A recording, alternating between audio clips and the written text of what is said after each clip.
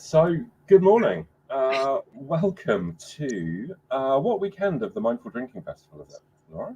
Only the second weekend, Dru. Oh, yes, second weekend. I was not around for the first weekend. I was away at a family wedding, and back now for the rest of this month. I'm very excited, and I hope if you did get to see any of the content from the first weekend, I hope you enjoyed it. All of it, everything that was streamed here is available to rewatch whenever you want. So if you're new to the festival this weekend, if you're just joining us live, there's a whole weekend worth of content to catch up with.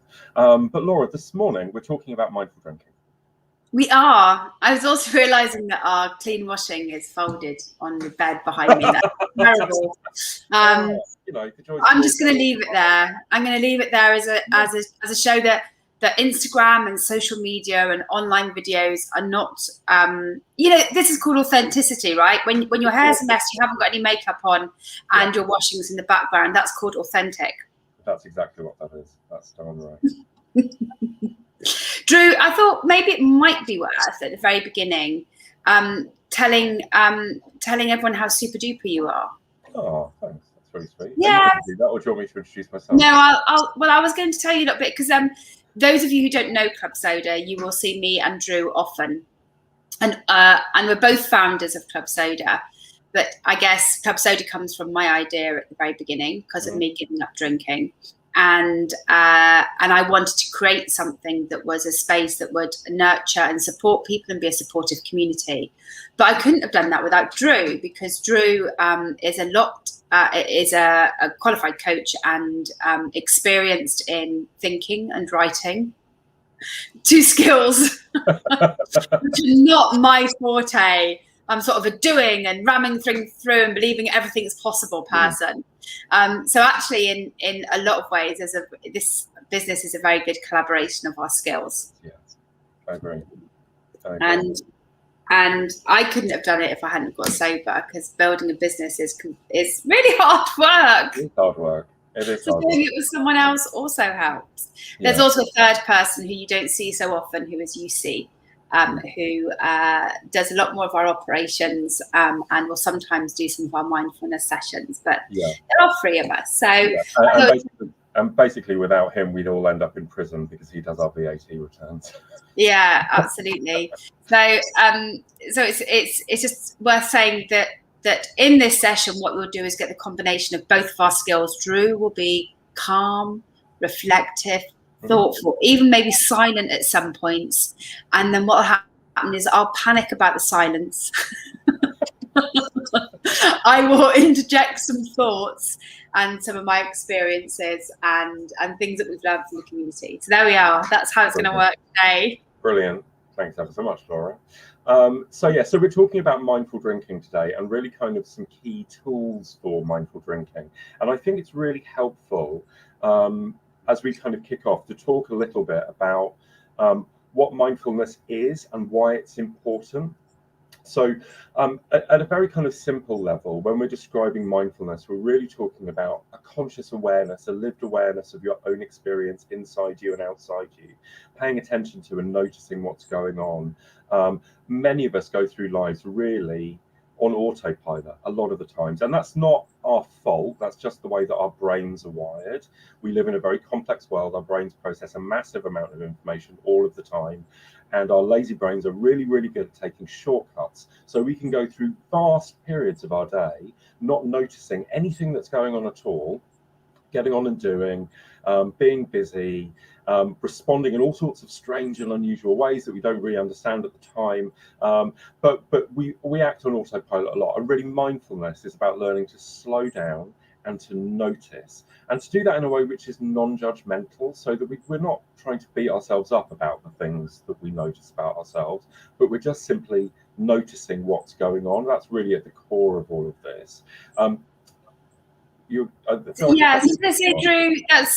that's really interesting, because I often felt that I proceeded through life like a bull in a china shop. And every now and again I would have a particular, when I was drinking and unhappy with my drinking, I'd have, you'd sit occasionally in silence and worry about yourself, but then life would come back in and you would move back on.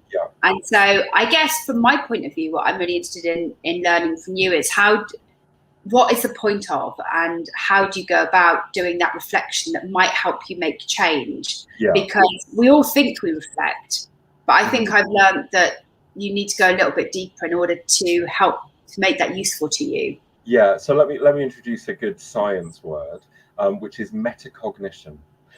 So mindfulness is a metacognition technique, and it's really, what that means is thinking about thinking.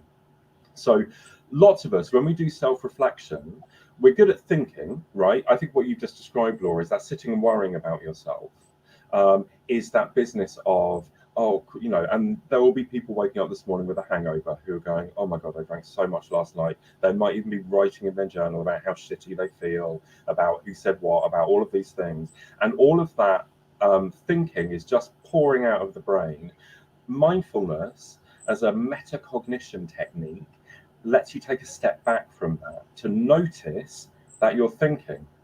So rather than just being in your thoughts as a thing which is happening to you right now, you can take a step back to notice, oh, actually, I'm thinking about the fact that I feel bad about myself. And then that opens up the space that you can wonder, why is it that I feel bad about myself? Rather than just be in your experience, you can reflect on it. So yeah, it's thinking about thinking. That's what we teach in mindfulness meditation techniques largely, is that being able to take a step back from your own experience so that you can think about the fact that you're thinking. So actually what we're not saying then is that you have to sit every day for 20 minutes in silence and hopefully your drinking will be cured. That's not what we're saying. No. We're saying that the reflective practices and taking time to be reflective can be helpful. Is that what you're saying? Yes. Actually, I do want to say a thing about having a formal meditation practice as well. But yes, that when we talk about mindful drinking, I think one of the things that people sometimes hear when we talk about mindful drinking is they focus on the drinking bit, and they think we're saying it's about moderation, and it's really not. What we're talking about is being mindful about your drinking.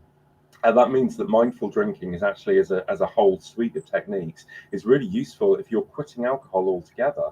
That bit of self-reflection, thinking about your thinking, is super helpful if you're going alcohol-free, because you'll suddenly notice your triggers. You'll notice those times when you experience cravings. You'll be able to deal better with those those thoughts and feelings which come out of nowhere and knock you for six, and suddenly it's half an hour later and you've had a row with your partner and you're desperate for a glass of wine and you don't know where any of that came from.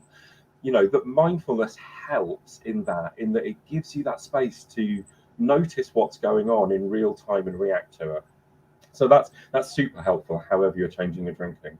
I do want to say a little bit though about a formal mindfulness practice like meditation, because actually there is good research evidence that having a regular mindfulness practice, whether that's a formal practice like meditation or an informal practice like journaling or mindful walking or those kinds of things, colouring books, a regular mindfulness practice will help you create and sustain change. And when you think about what it is that mindfulness is teaching you, this business of noticing your thoughts and feelings, being non-judgmental, treating yourself with kindness, being non-reactive, that's really important. Understanding that your thoughts and feelings are things that happen. They're not instructions or commands to make you do things. They're things that you're experiencing.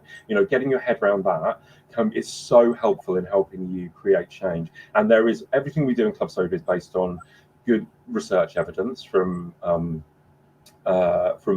behaviour change research, and there is solid research evidence about the benefits of a mindfulness practice in helping you create and sustain change. It's just one of the many things that you can do. It's why we talk about it a lot. So I'd encourage you, whether it's on Headspace or taking 5 minutes just to sit and breathe quietly, whatever it is that you do, to develop some kind of regular practice where you are taking time to sit down, to notice your breathing, to reflect, to notice that you're thinking and feeling things, and to be kind to yourself about that. That will really help you create change for the long term. Yeah, and I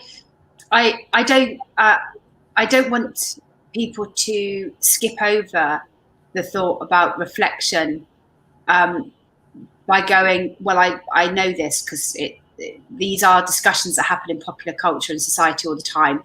What I'm basically saying is don't do what I did, which is for years and years and years think I was far too clever and I understood all the concepts and I flicked over all the pages in self-help books that had exercises in them that were basically about reflection and thinking, yeah, I get it.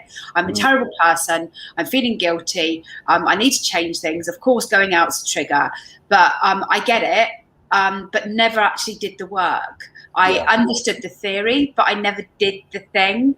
And so I guess that's what I want to emphasize here, is because we're all clever people. We know how all of this works. We've read it and we speak about it and we have conversations in pubs about it all. And it wasn't until I did the work that change happened. Oh my God, what a tit I was.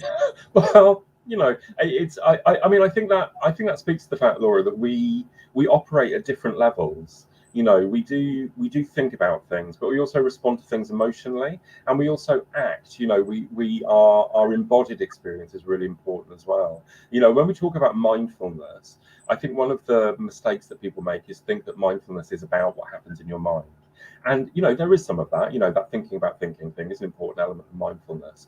But mindfulness is about noticing what's going on in your emotions, about how your body feels. It's about being fully present. And, when you bring all of those things together, your heart, mind, and your body, you actually do begin to make real change. So it's not just learning.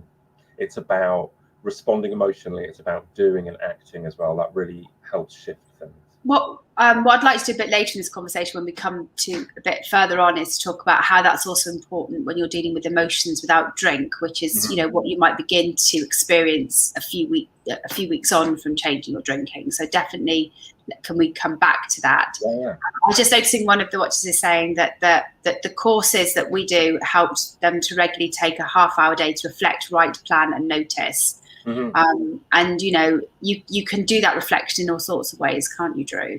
Yeah, absolutely. I mean, for me, I love journaling. I write for a living. I find that really easy. So I journal regularly, and that for me is actually a bit of a mindfulness practice as well. It encourages me to slow down. I write longhand in pencil and paper.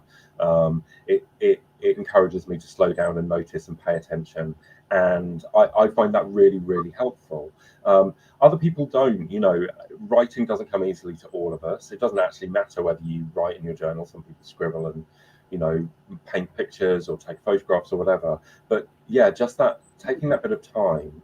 I mean, I guess one of the things that I've really learned from you, Laura, and it's one of the things that you've talked about in how it is that you went about changing, is this phrase that nobody's ever changed by winging it.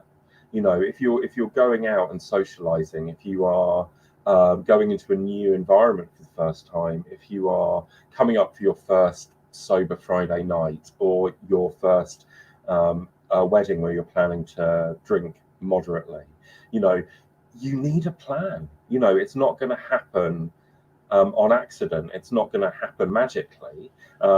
If you don't plan to do something differently, you're going to end up doing what you've always done, because we're creatures of habit. So actually that sense of not winging it, that's one of the really beautiful things that can come out of taking this time to reflect, is that it gives you space to notice what's coming up, to notice, oh yeah, there's this thing that I'm going out this evening with friends and everyone's going to be drunk and I don't want to be. What am I going to do about that? And it gives you that space to think about what it is that you want to do as well. And that's, so invaluable. Getting over the idea that one of the things that I say to people is, if you could do this, you would already have done it. You know, Yeah. you do need to go through this learning process, and that means making a plan, trying it out, seeing if it works, maybe learning when it doesn't go well, trying a new plan, keeping going, and you do get there eventually, but not winging it is key. So if I go back to the reflection bit, how might people go about doing that reflection? What are there some questions they can ask themselves? Is there something that they should do? Is there a framework for that? Yeah. So let me start by telling you a question which is supremely unhelpful, which I want to encourage you to never use in your self-reflection, which is well, the different variations of this question, but essentially the "what's wrong with me" question, the "why do I do this to myself" question. All of those questions which actually lead you to beating yourself up and so thinking that there is something fundamentally wrong with you at a kind of a profound level. Any of those kind of why questions actually really don't help very much at all. So I want to encourage you to discard those. Just don't worry about them. You might come to thinking about them at a later stage, but for now, don't worry about them. In our courses, we teach 4 questions that you can use to reflect on a situation or a pattern of behaviour or a situation that got out of hand or a drinking experience that didn't go well, or even one that did go well. If you want to reflect on what worked and build on your success, 4 really simple questions. And none of them are about you. All of them are about the environment around you. And the 4 questions are where. So where was I? Who was I with? Or was I on my own? That can also be a very important question. When did this thing happen? What time of day was it? What day of the week? What was there a particular event? And then what was I drinking and what happened? So where, when, who, and what. And those 4 questions really help you notice what's going on around you when you're drinking. One of the things that I noticed, so last weekend I mentioned at the beginning of this, I went to a family wedding in Ireland, and I got to observe some real-time drinking behaviour. Very exciting. In a pub on a Saturday afternoon and evening. And one of the things which I noticed, which I found really intriguing, was, I did what I normally do. My first 2 drinks were alcohol-free. They had Heineken Zero behind the bar, all good. But what I really noticed was the number of people who seemed not to know how not to drink. So people doing one of 2 things: either finishing their drink fairly quickly and then sitting there with an empty glass looking pretty glum, like with that wrestling, could I go back to the bar, is it too soon, all the rest of it. Not thinking there are other things you can drink behind this bar which don't have alcohol in it, by the way. But that kind of like, I'm sitting and I don't know what to do.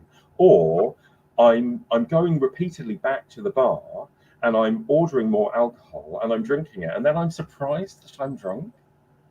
But it really struck me how well trained we are by our environments to drink in particular ways. Irish pubs have a certain reputation, but pubs everywhere, to be honest, are the same.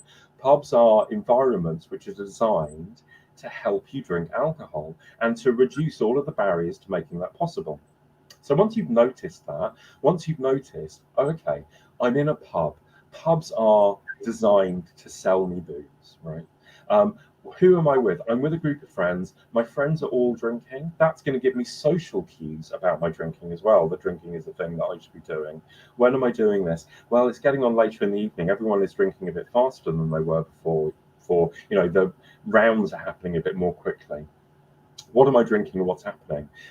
You will begin to notice that alcohol erodes your self-control. It's one of the reasons we suggest people have 2 alcohol-free drinks first, because if you've started drinking, it's harder to stop generally.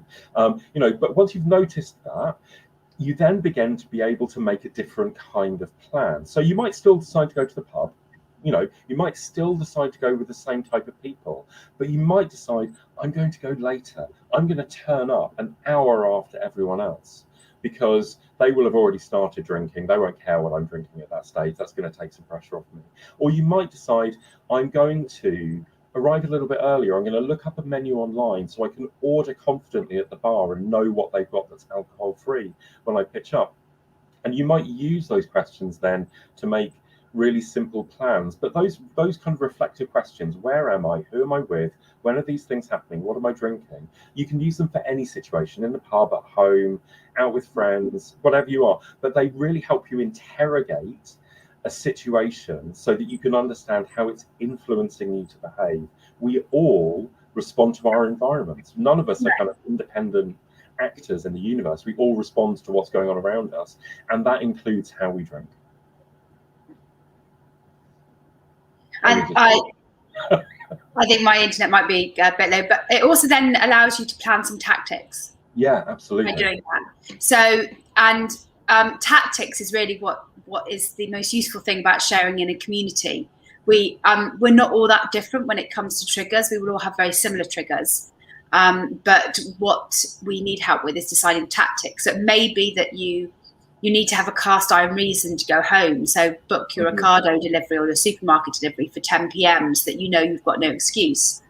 Or you may decide it's a particular type of event. If it's a party where somebody's invited me, I always say goodbye when I arrive. I say hello and talk a little bit. I tend to go earlier and leave earlier because I want to speak to people when they're still sober. Often there aren't as many people at the party at the very beginning because everyone else wants to come after they've preloaded a bit. And so I get to speak to the people that invited me properly. And then I will always say, as the party builds up or the evening builds up, if I don't get to see you a bit later before I leave, can I thank you for inviting me, and it's been really great to have a good proper chat with you, and I'll probably catch up with you later, but if not, and it's then you don't have to say, all right, I'm leaving now, and everyone go, oh, go on, stay for an extra bit, and and there are other useful tactics that I've learned from the Club Soda community, like don't offer to be the driver, because then you have to stay as late as the last drinker in your party. Miserable. Oh my God. The driver is terrible. How boring that can be. You might not always get that choice, but if you want to be in control of your drinking, driving is another tactic for not drinking. But even so talking about the things that you've got coming up, reflecting on the things that you might be triggers, and then asking people what they would do in this situation. I've got 2 events next week. They're both work events, so I know that there's particular people I want to speak to. I will be looking at that table plan. I will be working out who I want to speak to. Drinking would totally get in the way of that, but I will make sure that I also have something in my bag to drink. Yeah, absolutely. Always a backup plan. Always having a backup plan. And also, I think as well, so when it comes to triggers, there's 3 essential ways that you can deal with a trigger. You can avoid it completely, you can control your response to it, or you can escape. So if you are in that situation, where you've made a plan and it hasn't gone to plan, you can always escape to the toilet for 5 minutes and just go and have a quiet word with yourself about what's going on, and decide, is this but this is, again, one of the other things which I've loved, Laura, that you've said over the years, is about, the number of times we end up drinking to stay at a party that we hate. Actually, am I really enjoying myself still? If I'm not, I can go home. That is allowed.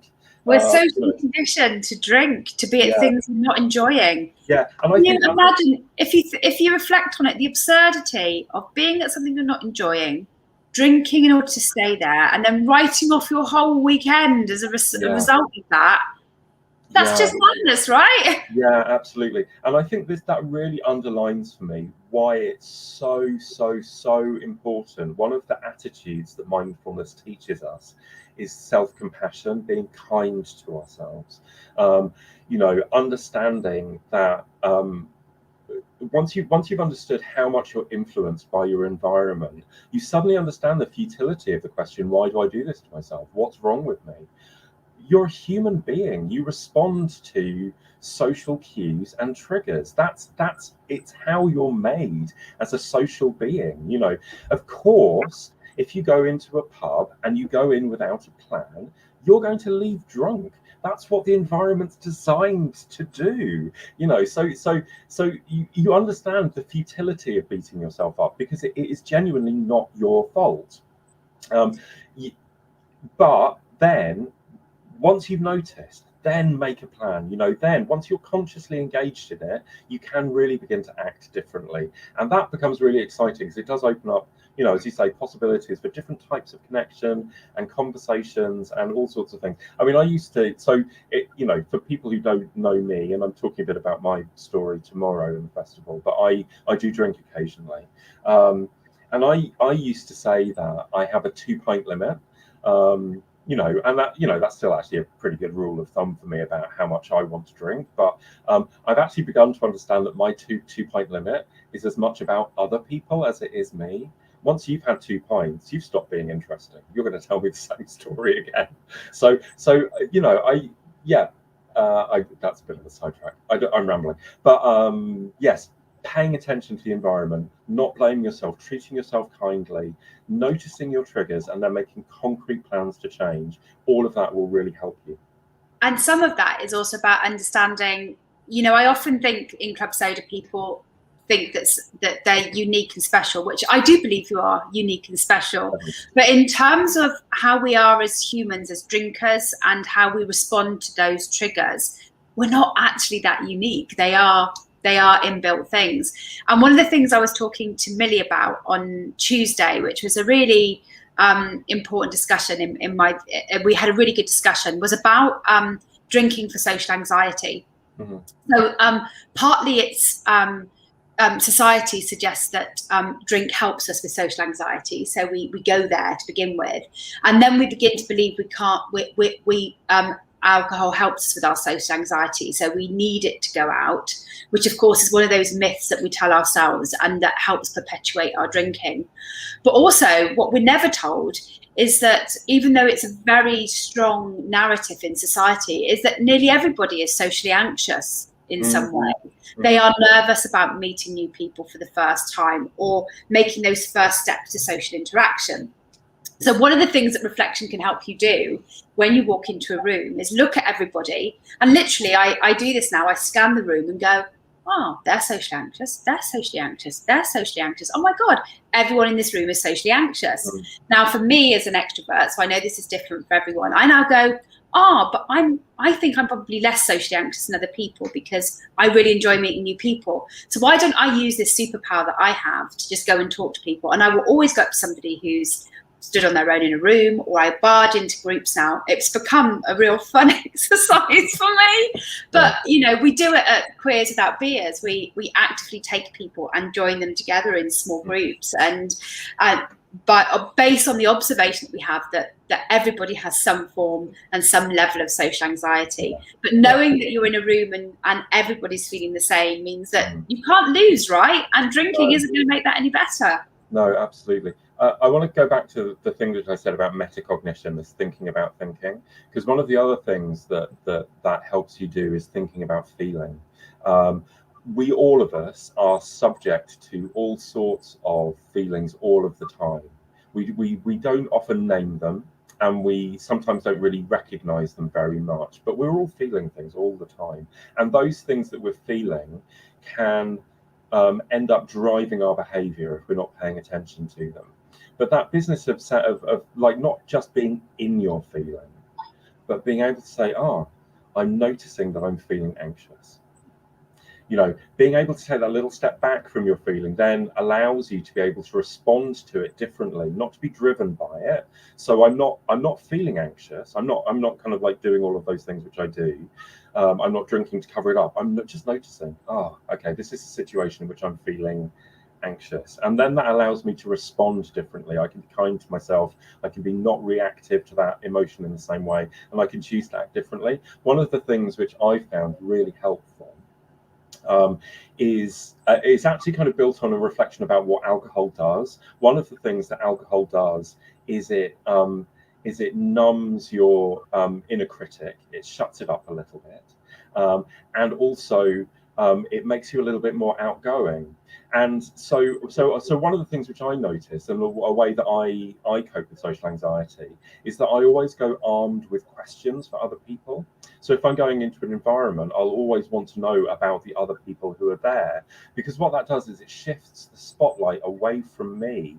I found generally people like talking about themselves way more than I like talking about myself. So if I ask the question, it shuts up my inner critic, because I don't have to talk about myself for a little bit. It shifts the spotlight away from me, And it makes the whole thing much easier. And it's a really simple thing then to do. If I'm going into an environment and I know I'm not drinking, just go with some questions to ask people about how their week's been, about how they're getting on, about, you know, what brought them to this event, about who they know, about, you know, lots of things that you can ask which get people talking. But it's a really useful technique for dealing with that. Oh, I noticed that I'm feeling anxious, and then not drowning that with alcohol. And it's important to know the most important word in mindfulness that I hear isn't the word mindfulness necessarily, but the word practice. Yep. Because none of this you will get straight off the bat. And in fact, in your first social interactions, when you first change your drinking, you may also feel quite awkward, which is interesting to notice that you feel awkward out of drink in your hand. But it gets easier every time you go out. Practicing, you know, questions to ask people when you go to social occasions, it won't happen off the bat. All of this is a practice. And practice does really help. So don't assume that because this is what happened. You'll go to an event and it wasn't particularly brilliant, and you'll assume it's all a failure because it's your fault, because you're no good at being socially interactive and la-di-da-di-da. But actually, it may have been a bit of a shit party anyway, and the timing wasn't right, and you're just at the early days of changing your drinking. So why should you have perfected the art of change? I suspect it will be a lifetime journey, and and that's okay. It is really okay. I mean, our ability to be mean to ourselves is really extraordinary, you know, and I think we don't very often give ourselves credit for the fact that we're learning. You know, there are many things that we know how to do now that we didn't know how to do a year ago or 2 years ago, that we were frankly terrible at 5 years ago, but we're really good at now. It's because we've learned and grown and changed and developed as human beings. And that's just what life is. We get better at stuff over time the more we do it. So if you are somebody this morning who had plans for Friday night about drinking less or drinking not at all, and they went to shit, and they might well have done, or if that happened last Friday or the Friday before, that doesn't make next Friday a foregone conclusion. It makes each of those Fridays so far a learning experience.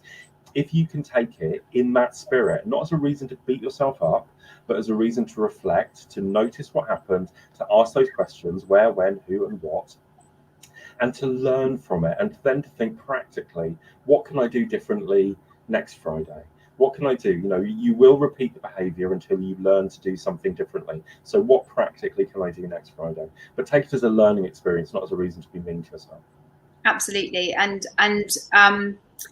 to give you some confidence, 9.5 years on, that reflection still really helps me, particularly when, as you get a bit further down the line, you will experience emotions or situations that begin to challenge you, where you would have normally gone and had a drink, and you will now need to deal with those emotions. There is some suggestion that we stop emotionally developing as quickly as we should once we start drinking, and I can definitely say that's the case for me, in terms of I dealt with every feeling through drinking. Now I'm having to learn to deal with those feelings, but that's not a bad thing, because I'm now processing them and dealing with them and learning about myself. And so I continue to learn. I couldn't continue to learn about myself and my interaction with others without having given up drinking. And sometimes in my haste to want to see big change, I don't often see the small things that have happened, that have changed. And so I do, believe it or not, Dru, you'll be proud of me, I spend some time now reflecting on some of the small changes to my behaviour that I'm actually really quite proud of. Yeah. I mean, just to kind of give you a sense of, you know, it's not just you, Laura, but, you know, I went to a big wedding in Ireland last week, and in the run-up to it, I was genuinely nervous. I worried about it for about 6 weeks in advance, thinking, I haven't been to a wedding for such a long time. You know, weddings wherever they happen in the world, have a reputation for being really boozy. Am I going to be okay? Am I going to be able to drink as much as I want to and stay within my limits? Am I going to be able to cope with that? How am I going to cope with being in a pub? What am I going to do? And I actually, you know, quite aside from the fact that I teach this stuff all of the time on a personal level, I went round in circles for several weeks going, I don't know how I'm going to do this. It feels like a really big challenge coming up. And I actually had to give myself a talking to, going, you know how to do this. You know, you have to practice what you teach others. You have to start asking questions. So I did. I started asking, where am I going? Who's going to be there? When are things happening? What am I going to drink? What am I expecting to happen? How am I going to do this? And I made plans. And I'm really pleased to say my plans worked. But, you know,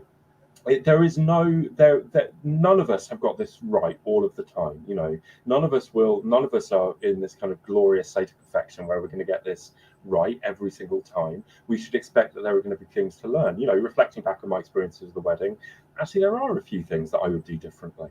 I wouldn't have had a glass of wine with a steak.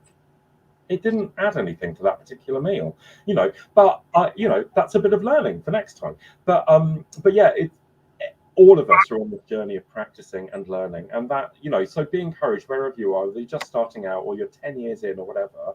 There is more to learn and develop and grow as you pay attention and notice and make plans.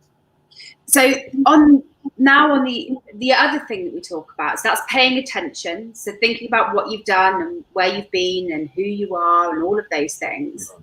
The next bit that we think is crucial in Club Soda is to then live with intention, yes. Which again is something we hear about in popular culture. All a bit woo-woo. Drew, is this your hippie bit coming out in our courses?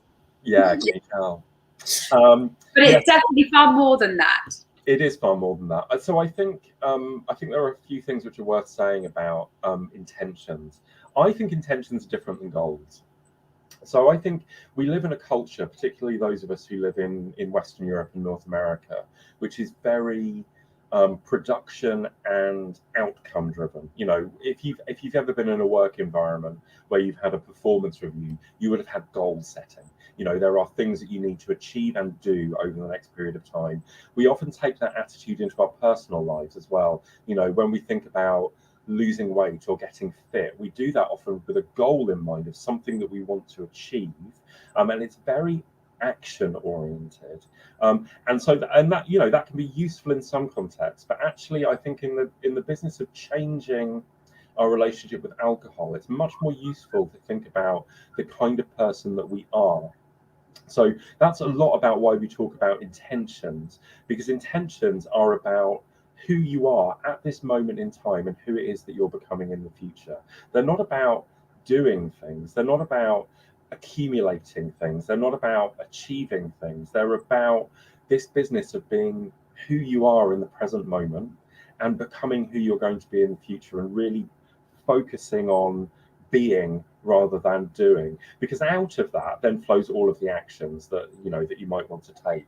But we don't, I think, very often pay enough attention to, for example, the roles that we play in relationships. All of us, are children and partners. We may be parents, we may be siblings, we're colleagues, we're friends to people. We exist in all sorts of social relationships, and particularly, social drinking can be a very big issue for many of us. Alcohol gets woven into those relationships, and when you take it out of the picture, it can be quite destabilizing for some of our relationships to find, actually, there was this person, and I just suddenly realized a lot of our relationship and who I am with them is really mediated through alcohol. So if I take alcohol out of the picture, who am I? What kind of friend am I? What kind of partner am I? What kind of parent am I? Those are all really big questions to ask ourselves. But that's what intentions are about. They are about understanding who it is that we are, who it is we are when we're at our best, and who it is that we're becoming as we change. That's really why intentions matter, because they're about who we are as human beings. And I think, as some of you may know, I'm quite action orientated and I do lots of challenges. But as I reflect on the last 9 years, it's all of the things around reconnecting to my values that are the things that I've gained the most. So I can talk about all sorts of, I've got my nice little hook with all my medals on of different things. They're okay. But if you always come back to me about what's the greatest thing I've gained from changing my drinking, it's about reconnecting to my values, having the time and space to think through complex issues and work out how I respond to them as an individual, how I communicate with others, and how I get involved in things. As somebody who's always been very politically active, that was quite important to me. And it's not always about big political action. Sometimes they're about the small things that you do every day in terms of living the values that are important to you. I have not only reconnected with those values, but I have the capacity to change my life in small ways to continue to improve the way that I live my life to those values. And I will still always come back to that being the main thing, regardless of managing to lose some weight, put it back on, losing it again, putting it back on, running and not running, and all of those things that I've done in that time. So living with intention. Yeah, and those kind of goal-oriented things as well. The other thing that I reflect on is that they change with age as well. That if your whole self-worth is predicated on the fact that you can run a marathon at the age of 30, guess what? By the age of 70, that may be beyond reach. So where does your self-worth come from then? If it's all about that achievement, there is a lot about, just learning to be kind to ourselves, to notice who we are in our bodies and what's going on with us, and being present to who we are, and being congruent with the way in which we act. And that's really important. Sorry, but it's also really important to keep you motivated, because what happens is when you're changing your drinking, you're often focused on what you're taking away. You will spend every day thinking about not having alcohol and taking alcohol out of your diet and all of those things. What will keep you motivated is what you're working towards. And it helps that every time you think about what it is that you're taking away, you're actually thinking about why you're doing this. And so for some people in Club Soda, it's because they want to be a better grandparent, or they want to be more present. They want to set up a business. They want to have more energy and more time. They want to, have better relationships with other people in their family. So again, we're not talking about I want to have a super stellar career and be earning £100,000 a year and owning, a yacht. You might have to earn a bit more for a yacht, but anyway. Or a very small yacht. Yeah, maybe the blow up kayak I've got in the cupboard behind me. But you may decide that you want to spend more time outdoors, or you want to travel more, or all of those things. So beginning to write those things down, because they will keep you motivated. And every time that you think about drinking, you can say, does this take me closer to or further away from this thing that I want my life to be, the way I want to live my life? And it's a really good question, right? Yeah, it is. I mean, actually, let's dive a little bit into that motivation for change, because I think in my experience, I lead all of Club Soda's courses, and I have a lot of conversations with people who are in the very early stages of change. And one of the things that I notice is the huge variety of motivations that people bring to that, to that early stage. And one of the ones which I find really interesting is anger. Some people will start this journey of change because they're furious. Partly they're furious with themselves, but also they're angry about alcohol. They're angry about the role that alcohol plays in society, and how present it is, and how hard it is to get away from. And that anger can motivate you to change. It really can.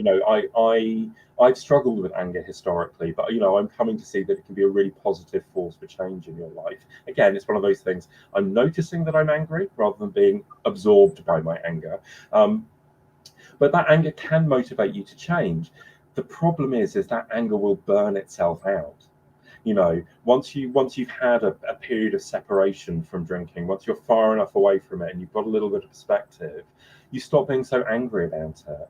And then you start to think, oh, maybe it wasn't as bad. You start to do that kind of post-rationalization. Maybe it wasn't as bad as I thought it was. Maybe I'm not as furious as I thought it was. Maybe I'll just have one drink.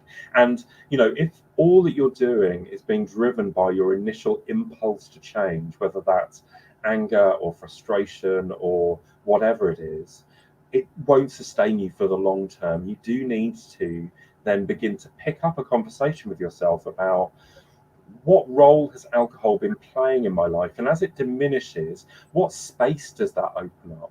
Not just in terms of the kind of relationships that I want, those kind of intentions around being a better grandmother, or being more present for my children, but what kind of person do I want to be? I want to be a person who is full of self-respect. I want to be a person who is kind to others. I want to be a person who is generous. Those kinds of intentions will really then help you build a different kind of life. I'm the kind of person, I want to help people. That's part of who I am. That's part of my makeup, and that's part of what, for me, not drinking, not taking drugs opens up this space for me to help other people, and that motivates me to keep going. And that is a lot about my personal intentions, and it's going to be different for everyone. And it's finding what's the thing for you, what helps you build a life that doesn't center around drinking. And it is possible. Again, I don't want you to listen to Dru and go, that all sounds too complicated, because actually it isn't. You already know some of these things in your head that you want for you and your life. You might need to spend a bit of time sitting down and thinking about writing that down and making it concrete, so you understand what you're working towards. But I mean, it's often why they call anyone talks about your change, they talk about your journey and what's your journey, because it really is a journey. It's not something that happens immediately, but every time you don't drink, you are getting closer and closer towards your goal and your ability to do that. Some of the things I wanted for my life haven't happened until 8 years after I've given up drinking, but they've happened, and they couldn't have happened without all of the other bits in front of them that I've done and that I've learned. And all of it is only possible because of the good solid base of not drinking. I know for people who've never drunk before, saying they've got a solid base of not drinking sounds really weird, but I couldn't do it unless I had given myself that freedom, and I do consider it a freedom. Yeah, it really is. One of my favorite phrases, and we use it in our courses, is becoming who you are, and that comes from a psychoanalyst who said that the secret of change is that we stop trying to be someone who we're not, and we simply become who we are. And that, when you realize that you've been using alcohol in all sorts of different ways to bolster your relationships, to help you cope with difficult emotions, as part of a routine to kind of smooth over the bumps and cracks of life. Once you've removed that from the picture, either by drinking less or by drinking not at all, you suddenly realize that it's been making you somebody that you're not. And so taking it out of the equation gives you the space to grow and become who you actually are. And it may be that person surprises you. I have this conversation quite a lot with people who go, I used to be a really outgoing party person when I was drinking, and now I'm not drinking. I discover I really love bookshops and cups of tea and going for country walks and quiet conversations. And that it can take people by surprise, and they might think that there is something a little bit wrong with them, that they've changed, but they're not. They were using alcohol to be a kind of person that they're really not. I do wonder how many people in our community and beyond are kind of secret introverts who drink because it gives you that extrovert edge, and then take drinking out of the equation, and you suddenly find, I'm actually really happy in my own company. I like a good book and a quiet conversation and a walk in the countryside, and that's all good. And I there's so much joy for me in discovering who it is that you are, and really embracing that. It can be it's a wonderful thing. It's something I haven't shared for a while, actually. I should have shared in my thing last week. But actually, the first step to me changing my drinking was cutting my hair, because I'd always been unhappy with my hair because I felt I needed, standing for Parliament and all those things, I needed to look more feminine and have a more feminine cut. So I always had these haircuts that all laid around here. It never felt right. It never felt comfortable, but I thought I'd look too fat with short hair. But in the end, I decided to go for it because something didn't feel right. And I cannot tell you how liberated I felt. And then it actually, when I first had it done, it was slightly longer, and it's got shorter and shorter and shorter as the years went on. But, for me, it began to make me feel like I was now living a bit more like the person that I felt comfortable in. And then that gave me a little bit of confidence to then begin to tackle my drinking, because I realized that things can change. Change was possible. And sometimes it's just about how you feel in your own skin too. I think actually that's a really important thing, Laura, which I think is vital to say, because you talked about that, that kind of a bit of self-revelation and self-understanding, and then a bit of change, and then that might prompt some more kind of self-understanding and then a bit more change, is that it's really important to say that changing your drinking, we have this story in our culture about what changing your drinking looks like. And it's really driven by a movie representation of alcoholism, you know, that there is a person vomiting on themselves in the gutter, and then they have this revelatory experience and they become a different type of person overnight. And, you know, that is true for some people, but it's true for a really tiny minority of people. Most people change gradually over time. We change bit by bit as we learn more about ourselves. So if you're the type of person who is, you know, if you kind of recognized my drinking in my social environments gets out of hand, but I'm okay with my drinking at home right now, don't worry about the drinking at home. Focus on fixing the bit that isn't working. Learn what you can from that. Pay attention to what's going on. Ask the 4 questions: where, when, who, and what. You know, make a plan, change it. Don't worry about the other bit just yet. We get into a very all or nothing thinking about change when it comes to alcohol, and it doesn't have to be that way. You can change and learn and grow over time, and that's a really legitimate way to change. And it's actually a way of changing which will help you create change in the long term, because you will do it in little bits, you'll learn from it, you'll really properly embed it as you reflect on what you've learned, and you'll be able to grow from it. So don't kind of like put aside this idea of like, I'm going to change everything overnight. That's not how change works. It happens bit by bit over time. Because it puts a terrible pressure on you that if things don't go to plan, like you have one night that slips up, that somehow that's a failure and you go back to square one, and that's not what's happened at all. No, not at all. Every time you connect with Club Soda, whether you connect with us at a point when you're trying to moderate your drinking, or whether you're just looking at what other people write, you are learning stuff, and that stuff will help you in the longer term, and you'll apply it in a way that works for you. I always say to people that change your drinking isn't a linear process. And you will, and in the same way as if you think about diets, I think none of us have ever been on a diet and then continue to eat that way perfectly for the rest of our lives. That's not how that's happened either. That's not how it works. You know, and new foods come on the market and they're delicious. They're donuts that are named after David Hasselhoff, and you have to have one in your mouth. They didn't exist 5 years ago. That's what happened to me. So, you know, so things and circumstances change, but it doesn't mean that I can't diet. I do know that I can diet. I do know that I know how to change my drinking, and change is possible. And I learn every time I reconnect.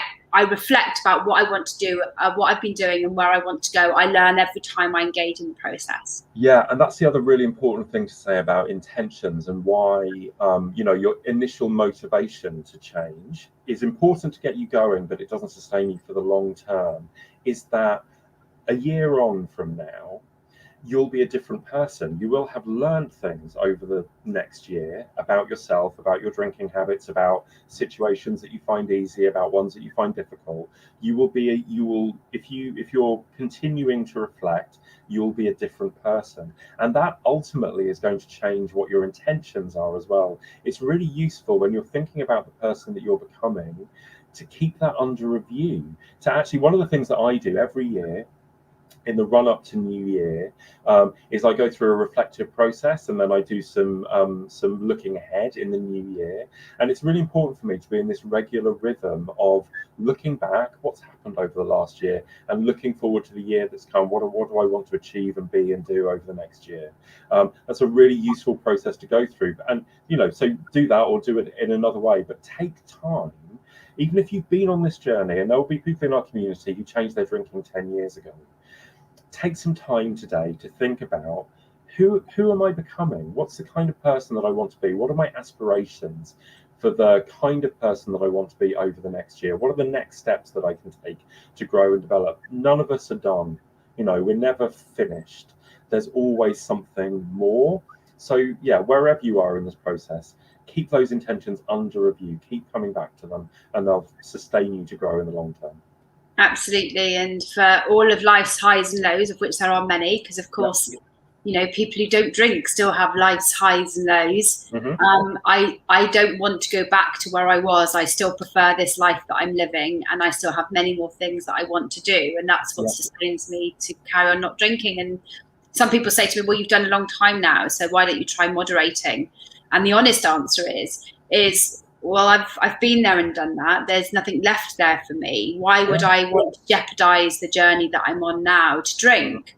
I'm sure if accidentally some alcohol went in my mouth for some reason, or I tried a little bit of something, the world wouldn't fall apart. No. But I have no desire to bring alcohol back into my life. And I guess ultimately, for those of us who've had real big issues with drinking, that feeling of freedom, of just not wanting it, is really amazing. I don't want it.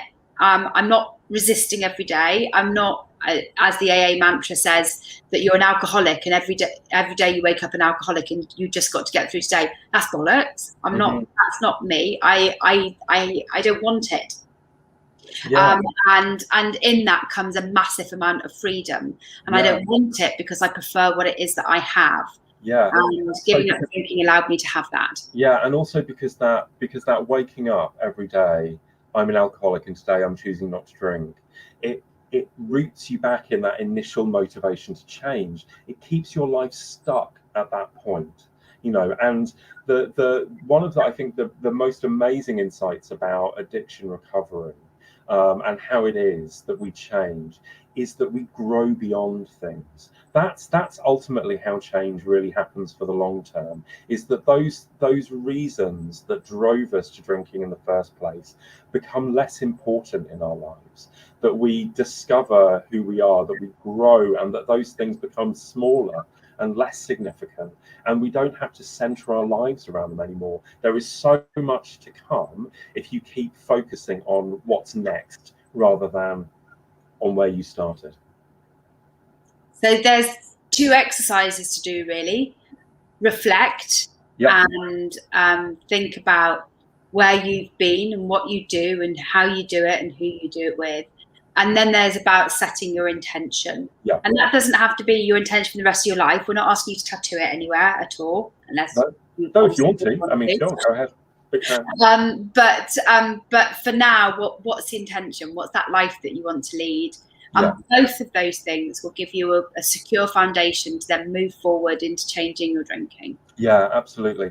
So it's worth saying, little plug for our courses, that our courses teach you these things in a lot more depth. We've got two in-depth courses, one called How to Stop Drinking, the other called How to Drink Mindfully. They do what they say on the tin. So How to Stop Drinking is for people who want to take a break from drinking or want to quit completely. How to Drink Mindfully is for people who want to moderate or are experimenting with change or are really unsure how you want to change. So if you've identified that there's a problem, but you don't know yet how you want to fix it, sign up for How to Drink Mindfully. But we talk about this in a lot of depth. Essentially, in each of those courses, you'll get really 7 lessons on this business of paying attention and another 7 lessons on this business of acting with intention, and then a lot more besides on some practical tools and techniques and tips to help you change for the long term. But if you really want to dive into this, you want to understand how a mindfulness practice can help you change, one of the other things that I do as part of our courses is I run a weekly mindfulness meditation and discussion group called the Breathing Space. We teach a mindfulness meditation technique that you can use in an emergency if you're feeling triggered or having a craving. But you'll get a whole experience of this. So if you want to dive into this in a lot more depth, go to joinclubsoda.com/courses and check out either How to Stop Drinking or How to Drink Mindfully. And then you've got the Change Intensives coming up. Yeah, so next weekend, super exciting. I'm running on the 16th of October. I'm running a change intensive. It's particularly for people based in the UK. It's in a UK time zone. And then on Sunday the 17th, especially for people who are based in North America, if you're in the US or Canada, it's timed in Eastern and Pacific time so that you can fully take part in a day.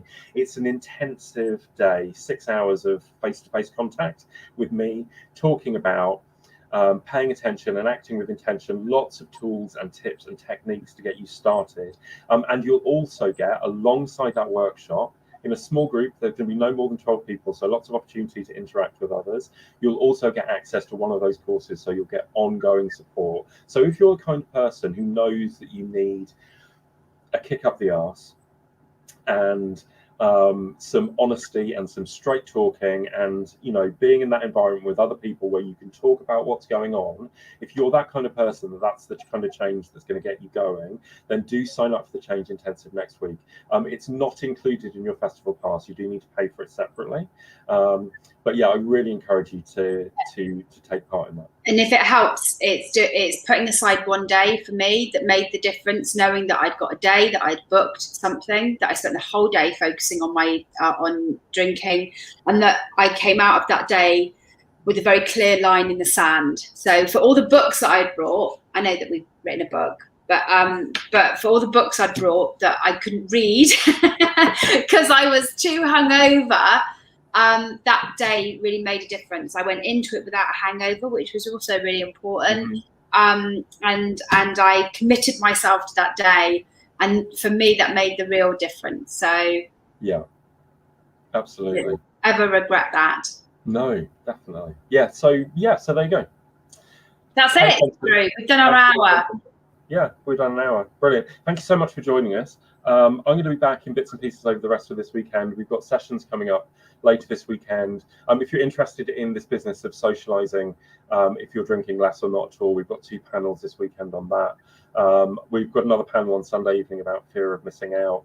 I'm talking tomorrow afternoon about my own experiences of drinking mindfully and my journey about how I got to where I am.